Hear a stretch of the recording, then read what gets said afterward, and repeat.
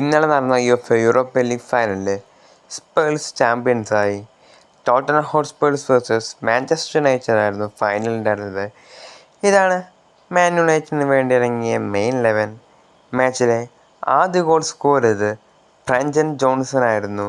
Luke ഷോയും ഒനാനയെയും മറികടന്ന് Brennan Johnson first goal score ചെയ്തു.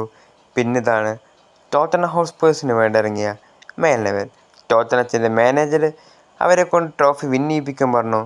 അദ്ദേഹം അത് ചെയ്ത് കാണിച്ചു. പിന്നെ റൂബൻ അമോറിമിക്ക് അവരെ സ്പോർട്ടിംഗ് ലിഗ പോർച്ചുഗലാണ് ചാമ്പ്യൻസ് ആയിരുന്നു. ബട്ട് ഇപ്പോൾ യുണൈറ്റഡ് നത്തിങ് ട്വൈസ്.